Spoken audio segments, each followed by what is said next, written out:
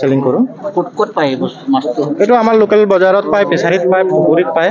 Local আমাৰ খাল বিল। Legal illegal এইটো আপোনালোকে তদন্ত কৰক। আপোনালোকে এইটো নিয়ে নেকি আগতে? আমি প্ৰায় 15 বছৰ ধৰি কাম কৰি আছো। আৰু আমাৰ গাঁৱৰ মানুহে ধৰে, আমাৰ গাঁৱৰ মানুহে মাৰে। সেইটো বজাৰৰ পৰা কিছুমান মাছ আমি হেল্ডি চাইজৰ বা ভাল চাইজৰ মাছ আমি কালেকশ্যন কৰোঁ। কালেকশ্যন কৰি আমি ভালকৈ যতন কৰি আমি বাহিৰত পঠিয়াওঁ। তাত ভাল 2 টকা মূল্য আমি পাওঁ ইয়াতকৈ। সেইকাৰণে আমি ক'ত পঠায়? আমি বৰ্তমান কলিকতা বজাৰত পঠিয়াওঁ। মাছটো কি কৰে? এইটোতো আমাৰ ইয়াতো সেইটো কি কৰে এইটো আপোনালোকে তদন্ত কৰক। আমি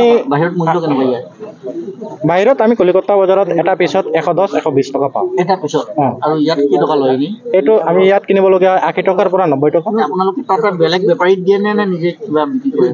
আমাৰ তাত মানুহ আছে, নিজৰ আগৰ পৰা চিনা জানা মানুহ আছে, সিহঁতৰ পৰা লিংক হৈছে, তাৰ সিহঁতৰ লগত কাম কৰি আছো।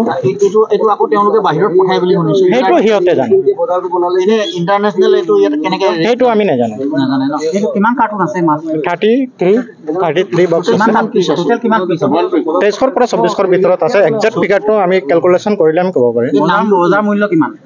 বজাৰ মূল্য যিটো ক'লো 110 পৰা 120। ইয়াৰ নামটো কি জানে নেকি?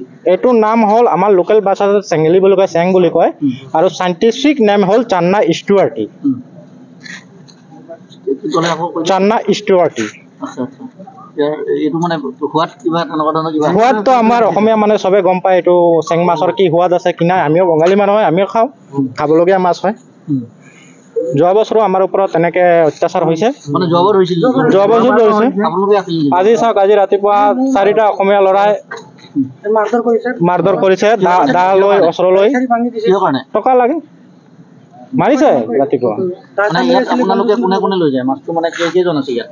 আমাৰ ইয়াত আমি মোটামুটি 3-4জন কাম কৰা মানুহ আছো। মই আৰু মোৰ ভাইটি আছো। বাকী 2-4জন আছে যদি সিহঁতৰ কথা আমি ভালকৈ। মোৰ নাম শ্ৰী যদু চৰকাৰ। মোৰ তিনিচুকীয়া। যোৱাবাৰ আপোনাক পাইছিল নেকি?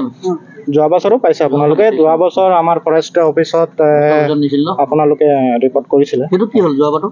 যোৱা বছৰৰ কেছটো এতিয়ালৈকে হাইকোৰ্টত হৈ আছে, আৰু আমাক তাৰ পৰা অনুমতি দিছে যে আমি কামটো কৰিব পাৰিম, আৰু আমি চাইণ্টিফিক পদ্ধতিৰে ৰিচাৰ্চ এনালাইজ কৰাৰ পাছতে আমি কামটো আকৌ।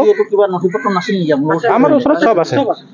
ৰখালে এইটো ছাৰ মেডামে ক'ব পাৰিব কি কাৰণত। সিহঁতৰ তদন্ত কৰাৰ ৰাইট আছে, সিহঁতে কৰিব পাৰিব, আমাৰ একো আপত্তি নাই।